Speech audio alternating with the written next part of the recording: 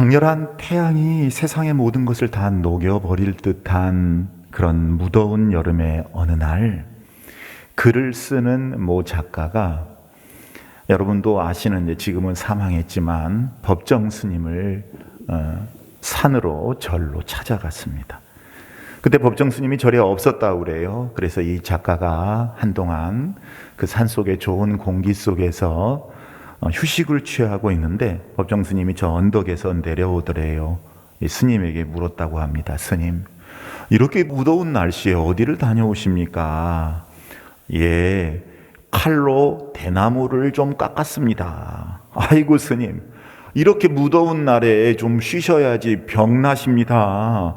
이렇게 뜨거운 날 그런 위험한 일을 왜 하셨습니까? 예, 안 그러면 제가 좁니다. 졸지 않고 깨어있고 싶어서 그 일을 했습니다. 그랬대요.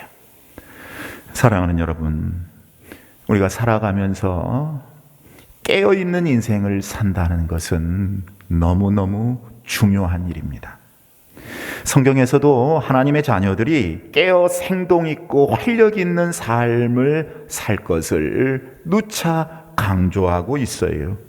다윗이 사울을 피하여 다닐 때 기록한 시편 57편에서도 8절에 보니까 다윗이 내 영광아 깰지어다, 비파야 수금아 깰지어다, 내가 새벽을 깨우리로다, 이렇게 스스로에게 다짐을 했어요. 그리고 예수님께서도 제자들이 자기들이 져야 할 십자가에 대한 어떤 각성도 없이 그냥 안일함으로 역사의 중요한 저녁을 준비 없이 맞이하는 그때에 예수님이 제자들에게 너희는 여기 머물러 깨어있으라, 이렇게 말씀을 하십니다. 또 사도 바울은 로마의 성도들에게 너희가 이 시기를 알거니와 지금은 자다가 깰 때라, 혹 잘지라도 깰 때다 하는 말씀이에요. 또 바울은 골로새 교회를 향한 교회의 그 편지에서도 기도에 감사함으로 깨어있으라, 이렇게 말씀을 합니다. 여러분, 이 말씀들이 어디 예수님의 12 제자들, 로마의 성도들, 골로새 교인들에게만 해당되는 말씀이겠습니까? 이 말씀은 이제 곧 다시 심판주로 오시는 예수 그리스도를 맞을 준비를 하면서 이 마지막 때를 살아가는 그리스도인들에게, 바로 저와 여러분들에게 주시는 엄중하신 주님의 말씀인 줄로 믿습니다. 우리가 지금 부활하신 예수님께서 소아시아 7교회에 주신 말씀들을 통해 은혜를 나누고 있어요. 에베소 교회, 서머나 교회, 그리고 버가모 교회, 두아디라 교회. 오늘 5번째 4대 교회에 주신 말씀이 바로 이 깨어라 하는 말씀입니다. 여러분, 이 사대라고 하는 도시는 5개의 고속도로가 만나는 교통의 요충지였어요. 대단한 곳이었죠. 그러다 보니 자연스럽게 그곳은 주변 무역이 서로 이렇게 성행하는 무역의 요충지가 되었고, 정치적으로나 군사적으로나 아주 중요한 대도시로서의 역할을 톡톡히 하고 있었습니다. 특히 사대는 지역 최대의 금맥이 흐르는 금 생산지였어요. 그리고 양모 산업의 대중심지로서 양모, 그렇죠? 양을 많이 팔레스타인 지방에 키웠으니까 일찍부터 직물과 염색공업이 발달해서 경제적으로도 큰 부를 축적한 도시였습니다. 그러니 여러분, 그곳에서는 최첨단 유행 옷을 파는 소위 명품 옷가게들이 많이 있었고, 또 돈이 아주 많았어요. 인류 역사상 최초로 금과 은으로 화폐를 만들어 부의 상징이 되었던 도시가 바로 이 사대였습니다. 그리고 사대는 난공불락의 아주 요새적 조건을 갖추고 있어서 적은 노력으로도 효과적으로 적의 침입을 막아낼 수 있었습니다. 그렇게 외부 침입으로부터의 안정성, 그리고 경제적인 부요함으로 인해서 그 안락함 속에서 사람들은 교만해지고 안이해지고 사치와 허영과 쾌락과 향락, 부도덕하고 방탕한 생활을 하며 살았던 데가 바로 이 사대였어요. 역사가 헤로도토스는요, 자기의 저서에서 이 사대의 신전을 중심으로 이 도시에서는 연회와 오락, 축제가 끊임없이 이루어졌다, 이렇게 기록을 하고 있어요.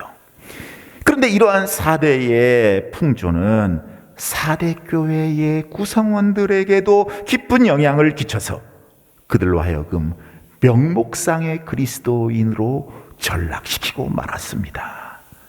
세상을 변화시켜야 할 교회가 오히려 세상의 영향을 받아서 잘 먹고 잘 살고 있으니 아무런 별 문제 없으니 복음이 아닌 세상의 권력과 재물을 탐하며 아니함을 안락함을 자신의 소망으로 착각하게 만들었다 하는 말씀입니다. 그래서 사대교회는 라오디게아 교회와 더불어 칭찬을 받지 못하는 교회가 되고 말았습니다. 그래서 이 사대교회에 부활하신 예수님이 어떻게 나타나셨는가, 계시록 3장 1절 말씀을 읽어보겠습니다. 사대교회의 사자에게 편지하라. 하나님의 7영과 7별을 가지신 이가 이르시되 내가 내 행위를 아노니 내가 살았다 하는 이름은 가졌으나 죽은 자로다. 하나님의 7영과 7뼈를 가지신 이 부활하신 예수님이 그렇게 나타나셨어요. 여러분 집에 돌아가셔서 예수님이 7교회에 나타나실 때 어떠한 모습으로 나타나셨는가를 여러분 한번 잘 묵상해 보세요. 지금 보지 마시고. 그러면 여러분 7영이 무엇인가? 7영은 서로 다른 영을 말하는 것이 아닙니다. 성령의 다양한 양상을 말하는 거예요. 여러분 성경은 성령을 여호와의 신, 지혜의 신, 총명의 신, 모략의 신, 재능의 신, 지식의 신, 여호와를 경외하는 신이라고 표현하고 있어요. 그러니까 하나님의 7영을 가지신 예수님이라는 말씀은 거룩하시고 전능하시고 공의로우시고 지혜로우시고 모든 일을 당신의 뜻대로 주관하시는 하나님의 완전하신 성령을 의미해요. 그리고 7별은 여러분 기억하시듯이 7교회의 사자, 하나님의 천사가 돕는 하나님의 종들을 의미합니다. 그러므로 하나님의 7영과 7별을 가지신 이라는 말씀은 예수님께서 조금도 빈틈이 없으시고 전능하시고 우리 그 우주교회의 내적 주관자 되시는 그야말로 완전하신 성령의 역사와 또 세우신 하나님의 종들을 통해 예수님께서 임하시니 다스리고 계시니 사대교회가 그 성령의 인도하심을 따라 주의 종들의 가르침을 따라 하나님 앞에서 신실한 믿음의 삶을 살아야 된다. 경건의 모양만 갖추는 것이 아니라 경건의 능력을 회복해야 한다 하는 말씀이에요. 네 행위를 아노니 네가 살았다 이름은 가졌으나 죽은 자로다. 행위를 안다고 그러셨어요. 여러분 겉으로 드러나는 일뿐만 아니라 그 뒤에 숨겨진 동기까지 중심까지 내면까지 다 아신다는 거예요. 우리 주님은 우리의 속마음, 교회의 영적 본질을 꿰뚫어 보시는 전능하신 능력의 주님이신 줄로 믿습니다. 그러니 우리는 주 안에서 진실하고 정직하고 순수할 수 있어야 돼요. 그런 주님이 어떻게 교회를 책망하셨나? 네가 살았다 하는 이름은 가졌으나 죽은 자로다. 여러분 살았다 하는 이름은 가졌다고 그랬어요. 이 말을 여러분 깊이 생각해 보고 제가 여러 책들을 막 찾아보니까 사대교회가 살았다는 이름을 가졌다. 즉 사람들 입에 이 세상에서 그래도 조금 알려진 교회였던 것 같아요. 외면상으로는 아무 문제가 없었어요. 아주 우연한 교회였어요. 어젓한 교회. 거짓 선지자도 없었고 재정도 넉넉했고 인물도 풍부했고 건물도 훌륭했어요. 지금으로 말하면 예배당이 잘 지어져서 수많은 행사와 사역과 활동이 많이 이루어졌습니다. 교회 출석률도 많이 좋았어요. 다양한 사역들이 아주 바쁘게 돌아가고 성경 프로그램도 많았고 적어도 사람들 눈에 보기에는 겉모습은 괜찮은 교회였던 것입니다. 그러나 여러분 교회가 사람들 사이에서 유명하다고 사람들 눈에 볼 때 괜찮다고 주님이 보시기에도 좋은 교회라고 생각하면 그것은 큰 착오입니다. 주님은 놀랍게도 사대교회가 그런 교회였는데 실제로는 죽었다, 이렇게 말씀을 하십니다.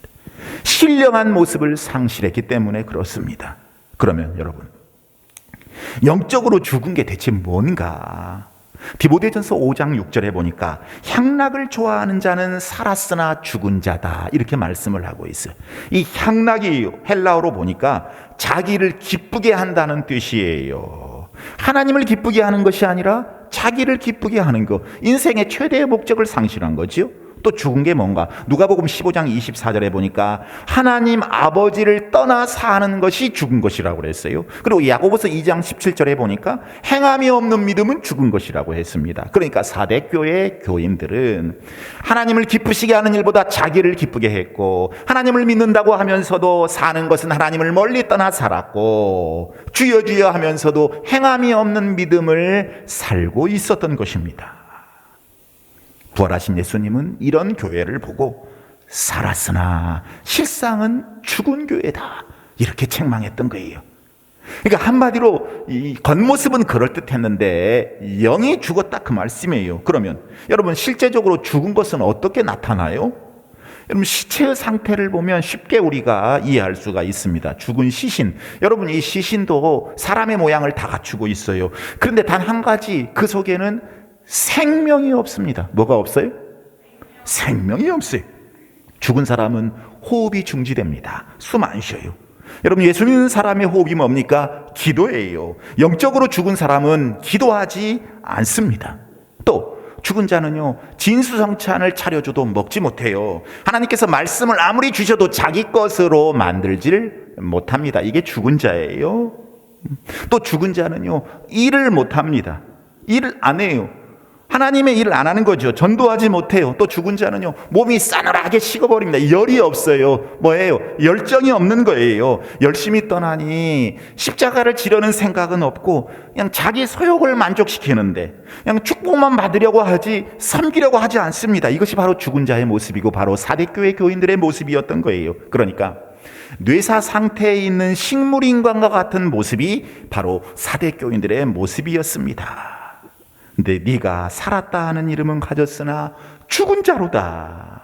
사람들 앞에서는 대단한 모습으로 치장하고 있었지만, 대단한 직분도 있고 교인 수도 많고 재정도 많고 하는 것처럼 다 하고 있었지만, 하나님 앞에서 그분의 불꽃 같은 안목을 피할 수 없었던 것입니다.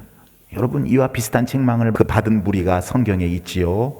대표적인 게 누구예요? 바로 바리새인들입니다. 예수님 당시 바리새인들은 자기들 스스로 최고의 영적인 사람들이라고 자부하고 있었어요. 그런데 주님은 그들을 가리켜 회칠한 무덤이라 이렇게 말씀을 하셨습니다. 바리새인들 예배에 빠지지 않아요. 경건한 복장도 갖추고 있었어요. 근엄한 표정도 짓고요, 말도 거룩한 목소리로 말했습니다. 그러나 그들의 내면은 썩은 냄새로 가득 찼어요. 철저하게 겉과 속이 달랐기 때문입니다. 교회에서 모습과 세상에서의 모습, 사람 앞에서와 하나님 앞에서의 모습이 너무나 달랐던 거예요. 그래서 주님이 뭐라고 말씀합니까? 화 있을진저 외식하는 서기관들과 바리새인들이여, 회칠한 무덤 같으니 겉으로는 아름답게 보이되 안으로는 죽은 사람들의 뼈와 모든 더러운 것이 가득하도다. 이와 같이 너희도 겉으로는 사람에게 옳게 보이나 안으로는 외식과 불법이 가득하도다. 사대교회 교인들과 아주 비슷했어요.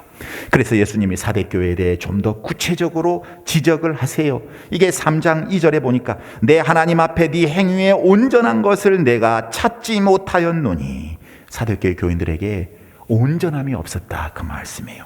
여러분, 주님께서 어떤 절대적인 온전함을 요구하시는 게 아니에요. 여기서 온전함이라고 하는 것은 인간이 행할 수 있는 범위 내에서의 충만함을 말하는 것입니다. 사대교회는 그런 게 없었어요. 사람들 앞에서는 이름을 얻었으나 하나님 앞에서는 온전하지 못했던 거예요. 그 교회는 이름뿐인 그리스도인, 그리스도인처럼 보이는 거예요. 명목상의 그리스도인들이 했어요. 여러분, 성경은 어떻게 말씀합니까? 사무엘상 16장 7절에 보면 나의 보는 것은 사람과 같지 아니하니 사람은 외모를 보거니와 나 여호와는 중심을 보느니라. 하나님의 말씀인 줄로 믿습니다. 사랑하는 여러분, 오늘날 많은 사람들은 사람을 많이 의식합니다. 그래서 겉모습에 치중합니다. 세상의 판단, 사람들의 견해를 너무 높이 평가해서 거기에 온통 귀를 기울여요. 그러나 참된 교회, 참된 성도의 초점은 세상의 판단과 사람의 의견이 아닙니다.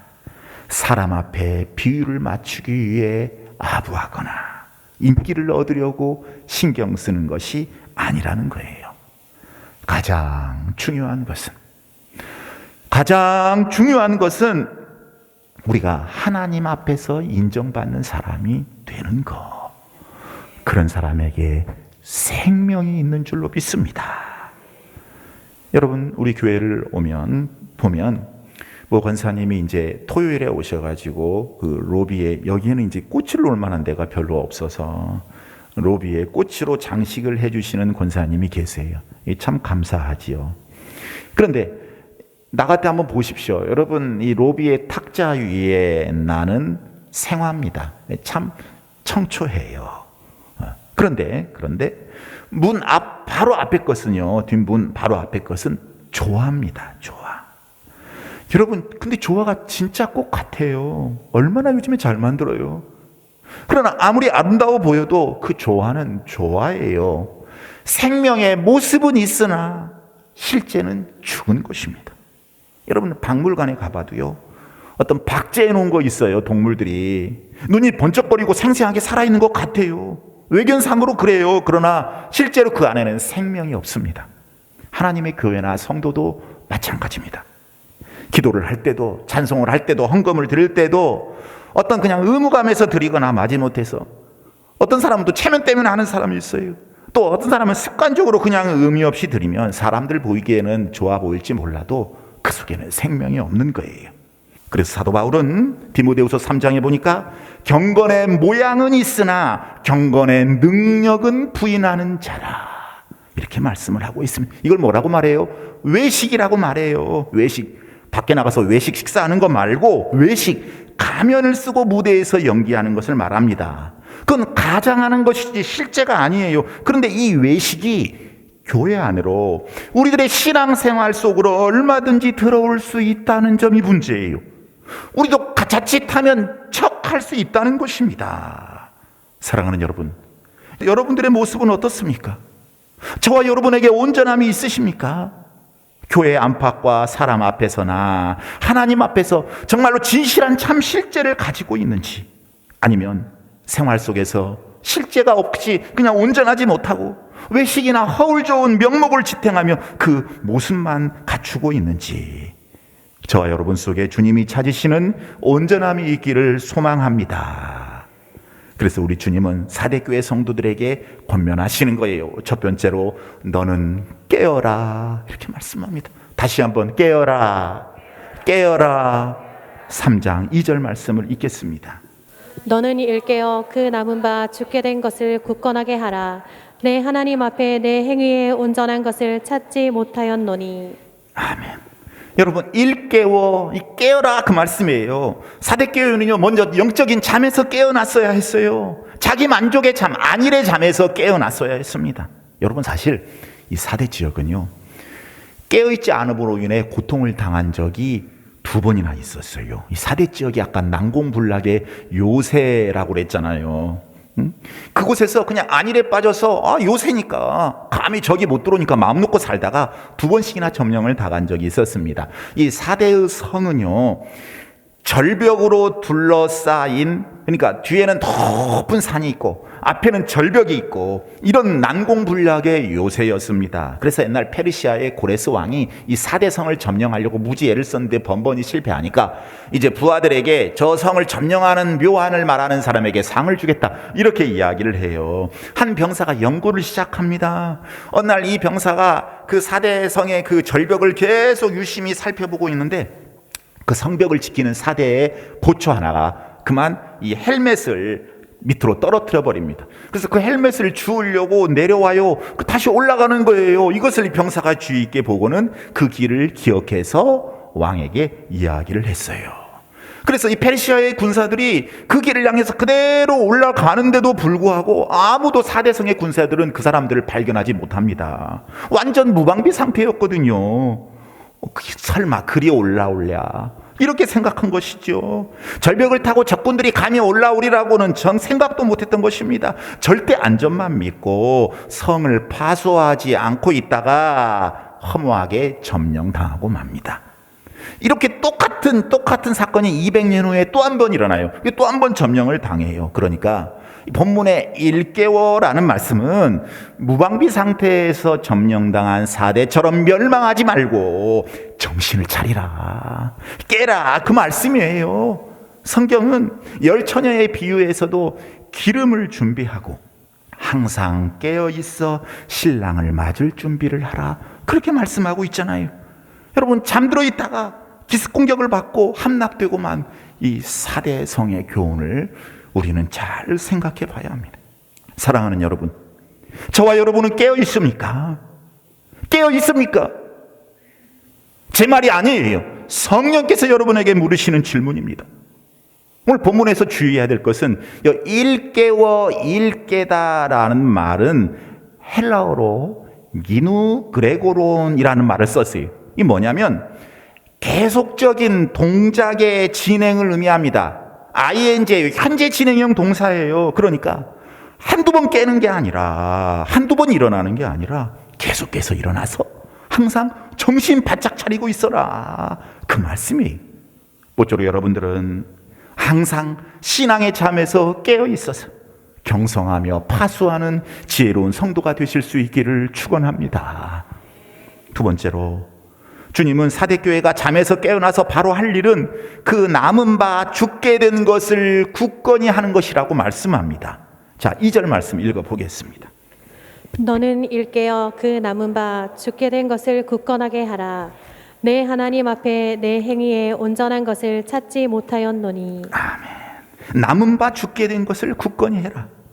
저는 이 말씀에서 소망의 불씨를 볼 수가 있어요. 사대교회는 죽어가지만 아직도 남아있는 좋은 것들이 있다, 그런 뜻입니다. 여러분, 사대교회에 아직도 남아있는 주님 보시기에 좋은 것들은 본문 4절에 나오는 사람들을 의미해요. 4절에 뭐라고 나와 있어요? 한번 읽어볼까요? 그러나 사대에 그 옷을 더럽히지 아니한 자 몇 명이 내게 있어 흰 옷을 입고 나와 함께 다니리니 그들은 합당한 자인 영고라. 아멘. 끝까지 세속에 빠지지 않은 교회 안에 소수의 신실하고 의로운 사람들이 남아있다 하는 말씀입니다. 사대교회는 비록 죽음 직전에 있었으나 생명력을 완전히 상실하지는 않았던 거예요. 아직도 호흡을 하는 자들이 남아있었던 거예요. 부활하신 예수님이 그들을 보시고 하신 말씀입니다. 그렇습니다, 여러분. 우리 주님은 교회 안에 아직도 생명력으로 남아있는 소수의 사람들을 참 귀하게 보십니다. 우리 하나님 노아 홍수 직전에도 노아의 식구들 남겨두셨어요. 이세벨과 아합 왕의 학정 아래에서도 바알 우상에게 무릎 꿇지 않는 7,000명의 성도들, 신앙의 정조를 지키는 사람들 남겨두셨습니다. 사대교회에도 아직도 남아있는 소수의 신실한 사람들이 있었어요. 이 사람들을 주목하고 귀히 여기고 본받으라, 그 말씀입니다. 여러분, 교회는 민주주의가 아닙니다. 모르는 사람들이 하는 말이고, 교회는 신본주의입니다. 민주주의의 제도는 신본주의를 이루기 위해 존재하는 하나의 부속물일 뿐이에요. 교회는 하나님의 말씀을 등지고 사는 다수의 의견을 따르는 게 아니라, 세속화된 다수의 의견을 따르는 것이 아니라, 혹 소수라고 해도 말과 행동이 거룩하고 기도하며 이 세상의 세속함을 추종하지 않고 성령 충만한 사람들을 교회가 따라가야 한다, 그 말씀이에요. 우리 하나님은 이 남은 사람들을 참으로 귀하게 보시기 때문입니다. 그들이 희망이요 소망이기 때문입니다. 부활하신 예수님이 그것을 말씀하고 계시는 것입니다. 그뿐이 아니에요. 여러분, 이 사대라고 하는 이름의 뜻은 그리스어로 남은 자라는 뜻이에요. 사대 교회는 남은 자 교회입니다. 그러니까 교회 안에 그 신실한 소수 사람들이 불씨가 되는 것이죠. 작은 불꽃이 되는 것이죠.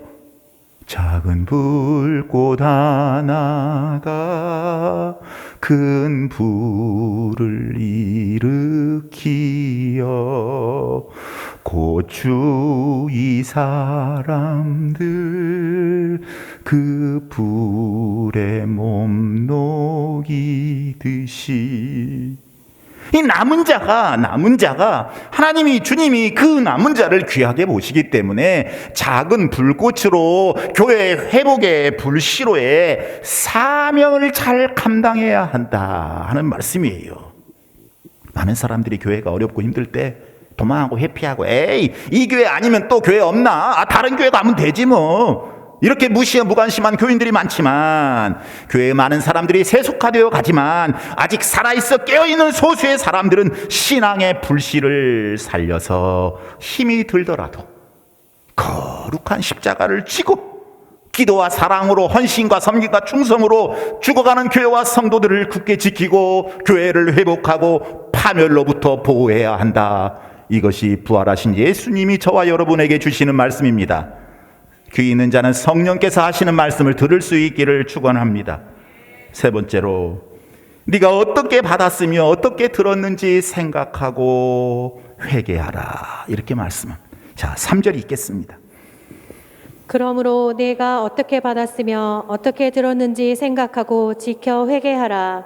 만일 일깨지 아니하면 내가 도둑같이 이르리니 어느 때에 내게 이르는지 내가 알지 못하리라. 처음 4대 교회 교인들이 받았던 복음의 진리를 생각하고 회개할 것을 회개하라 그 말씀이. 여러분 회개가 무엇입니까? 회개. 고속도로를 통해서 서울로 가려고 하다가 잘못해서 부산으로 갔어요. 경부고속도로를 타야 되는데 남해 고속도로를 타버렸네요. 그러면 하나님 내가 잘못했습니다. 용서해 주세요. 빨리 하나님 앞에서 고백하고 이 고속도로를 틀어서 유턴을 하든지 해가지고 다시 경부고속도로를 타서 호남고속도로를 타고 경부를 타서 서울 쪽으로 향해야죠. 부산으로 가면서 하나님 잘못했습니다 하면서 부산으로 계속 가고 있는 건 회개가 아니에요. 회개는요 돌아선 것입니다. 여러분 우리나라에서 이렇게 영성운동이 많이 일어나고 교회도 엄청난 대교회들이 많고 성경 공부도 많고 기독교 잡지도 많이 나오고 기독교 텔레비전 인터넷 매체들 엄청 많고 기독교 신문까지 있잖아요. 이런 나라 드문데 이런 그 여러 가지 환경들을 통해서 하나님의 말씀이 날마다 쏟아지는데 왜 그리스도인의 생활이 변하지 않습니까? 왜 교회가 변하지 않습니까? 왜 교인은 변하지 않습니까? 그것은 돌아서지 않기 때문에 그렇습니다. 돌아서지 않기 때문에 그래요. 여러분 돌아서면 열왕기와 18장에서 히스기야 왕이 된 후에 우상들을 다 제거해버려요. 그랬더니 18장 열왕기하 18장 7절 8절에 보니까 여호와께서 그와 함께 하심에 그가 어디로 가든지 형통하였으며 환난과 적을 다 이기며 나라가 견고하게 번성해 갔다. 이렇게 말씀합니다. 여러분 마찬가지예요. 우리가 회개하면 돌아서면 우리의 심령이 살아납니다. 우리의 교회가 살아납니다. 우리의 가정이 살아나고 우리의 자녀가 살아나고 우리의 나라가 살아나는 줄로 믿습니다. 저와 여러분의 앞길이 형통해지게 되는 줄로 믿습니다. 여러분 에스겔 37장 보면 죽은 해골 때 우리 주님이 생기를 불어넣으시니 군대가 되었잖아요. 해골이 사람이 되는 거예요. 해골이 군대가 되는 거예요. 하나님의 역사가 여러분의 삶에 반드시 나타나게 될 것입니다. 그럼 그렇지 않으면 어떻게 되는가? 주님이 사대교회를 통해 경고하세요. 만일 일깨지 아니하면 내가 도둑같이 이르리니 어느 시에 네게 임할는지 네가 알지 못하리라. 회개하지 않는 자들 주님이 예기치 않은 때에 도둑같이 오셔서 반드시 심판하신다. 그 말씀이에요. 그러므로 여러분에게 회개의 역사가 나타나기를 축복합니다. 여러분 회개하라는데 왜 축복이라고 제가 말씀을 합니까? 회개하는 게 복이기 때문에 그래요. 회개하는 게 복이에요. 마지막 네 번째로 그래서 우리 주님은 이기는 자에게 복을 약속해 주셨어요. 자 3장 5절 말씀을 읽습니다. 이기는 자는 이와 같이 흰 옷을 입을 것이요 내가 그 이름을 생명책에서 결코 지우지 아니하고 그 이름을 내 아버지 앞과 그의 천사들 앞에서 시인하리라. 아멘. 이기는 자는 이와 같이 흰 옷을 입을 것이요. 여러분, 이 흰 옷은요, 이제 새 하늘과 새 땅에서 주님으로부터 받는, 이 성도가 받는 옷이에요. 그러니까 정결, 죄로부터 깨끗해진 거예요. 승리의 상징입니다. 여러분, 이 옷을 입고 그리스도인들이 천국 잔치에 참여하는 거예요. 여러분, 잔치하면 뭐가 생각이 납니까? 기쁨이잖아요. 즐거움이잖아요. 이 흰 옷, 순결한 천국 시민의 옷을 입고 잔치에 참여하면서 예수 그리스도의 승리에 동참하게 되는 복을 허락하신다 하는 말씀이에요. 그러나 여러분, 이 흰 옷은 단순히 우리가 천국에 가서 얻을 상급만 생각해서는 안 돼요. 이 세상에 사는 동안에도 신앙적으로 승리하는 사람들에게 하나님께서 복 주시고 거룩의 옷을 입히셔서 사용하십니다. 4절에 막 뭐라고 그랬어요? 옷을 더럽히지 아니한 자 몇 명이 네게 있어 흰 옷을 입고 나와 함께 다니리니 그랬어요. 주님이 그 사람과 함께 다니신다는 거예요. 성령께서 그 사람과 함께 동행해 주신다는 거예요. 주님께서 동행하시니 축복을 받는 건 당연한 것이고, 이 복을 통해서 주님의 영광에 동참하고 주님의 능력으로 기름 부음을 받고 많은 사람들에게 그리스도의 선한 영향력을 사는 멋진 인생 아니겠습니까? 여러분의 인생이 그러한 인생 되기를 축복합니다. 또 주님이 천국에서 공개적으로 그 이름을 인정해 주신다고 했어요. 그 이름을 내 아버지 앞과 그의 천사들 앞에서 시인하리라. 생명책의 많은 이름 가운데에서도 승리하는 성도들의 이름, 겨우겨우 구원받는 사람 말고, 그걸 부끄러운 구원이라고 많이 하잖아요. 주님이 특별히 기억하시고 이렇게 믿음 지켜서 남은 자로서 많은 사람들에게 선한 영향력을 행사하고 죽어져가는 양들 깨우고 망해가는 교회를 다시 새롭게 하는 이 남은 자들, 흰 옷을 입는 자들, 흰 옷을 더럽히지 않는, 옷을 더럽히지 않는 사람들은 하늘 아버지와 천사들 앞에서 우리 주님께서 자랑스럽게 말씀하시고 인정해 주신다는 거예요. 아무개야, 내가 너를 알아. 참 잘 알아. 너는 정말 훌륭한 영적인 신자였어. 마귀들이 너 때문에 참 두려움에 떨었지. 세상이 다 나를 버리는 가운데에서도 너는 끝까지 나를 사랑했고 신앙의 정조를 지킨 걸 내가 잘 안단다. 참 충성했도다. 착하고 충성된 종아, 정말 잘했도다. 정말 훌륭하고 대단하다. 여러분, 이때 그 감격과 어떤 그 영광을 상상해 보십시오. 우리는 이 상급을 바라보고 이 인생을 살아가야 이게 그리스도인이지요. 마태복음 10장 32절에서 뭐라고 말씀합니까? 누구든지 사람 앞에서 나를 시인하면 나도 하늘에 계신 내 아버지 앞에서 그를 시인할 것이요. 이제 말씀을 정리합니다. 여러분, 조지 바나라고 하는 분이 있어요.